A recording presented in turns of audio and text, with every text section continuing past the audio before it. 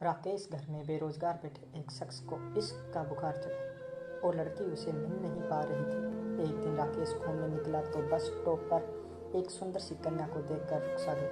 वह बेहद ही सुंदर थी, साड़ी पहने, उसकी लंबी सी छोटी सुंदर आंखें को राकेश बस देखता ही रह गया। तभी एक बस आई, वह उसमें बैठकर चली गई। राकेश हक्का बक्का बस को जाते देखता रह गया।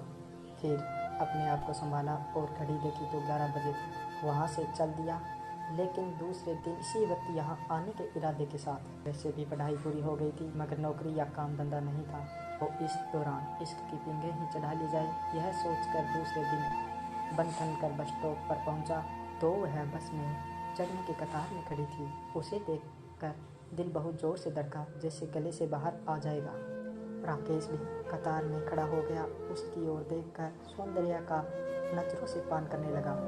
कल जो सुंदरता देखी थी वह और भी ज़्यादा सुंदर दिखनी शुरू हो गई और ख्यालों की दुनिया में जाने से ज़्यादा उसके हुस्न का अवलोकन करना ज़्यादा बेहतर समझा। बस आई तो हाथ में टिफिन ले वह बस में बैठ गई। राकेश भी पीछे हो लिया। एक ही सीट खाली देख थोड़ी उदारता का प्रदर्शन करते हुए उसे बैठने दे। पास में खड़े होकर आंखों से उसके सौंदर्य का हवाई अवलोकन करने लगा। अब वह भी बैठी बैठी राकेश की गतिविधियों से अवगत होते हुए भी जानबूझकर नज़रअंदाज कर रही थी। मगर अब राकेश की हिम्मत खुल गई थी और वह बेधड़क देखता रहा उसकी सुहानी मूरत को। बस एक ही बात का दुख था कि जब से देखा है उसे, इतनी बार बस में मिला उससे, लेकिन उसकी आवाज़ नहीं सुनी, जो मेरे हिसाब से चांदी की घंटी से भी मीठी होनी चाहिए थी। उसका बस स्टैंड आ गया था तो वह उतर गई। पीछे पीछे राकेश भी उतर गया और कुछ खुलकर उसके सामने हंस दिया। जवाब में वह भी होठ हल्के से फड़फड़ाए। दूसरे दिन मिलने की आशा के साथ राकेश वापस घर की ओर चल पड़ा। सुबह उठते ही उसी के ख्यालों से दिनचर्या शुरू की और 10 बजते ही बस स्टॉप पर पहुंच इंतजार करने लगा। सामने से होठों पर मुस्कान लिए वह आ गई और बस की लाइन में खड़ी हो गई तो राकेश भी पीछे जा खड़ा हो गया। थोड़ी देर में बस आ गई और आगे वह और पीछे राकेश भी चढ़ गया।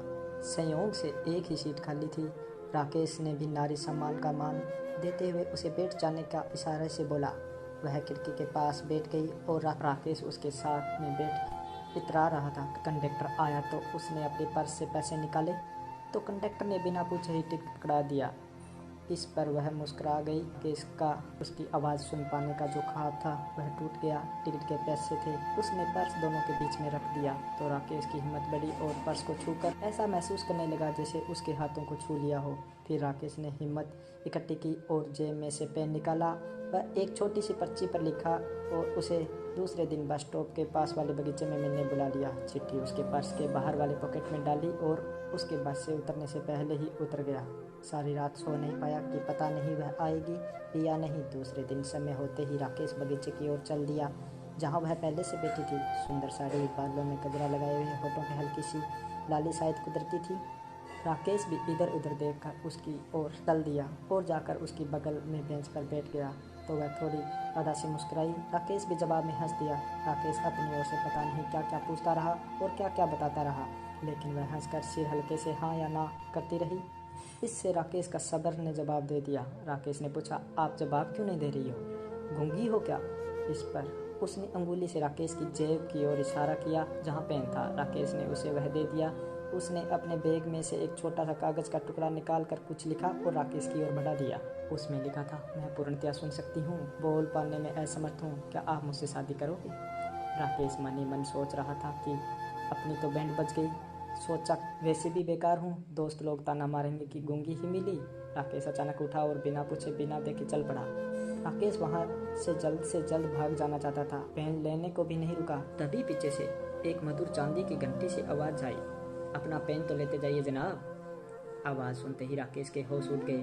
काटो तो खून नहीं, मगर अब कर भी क्या सकता था।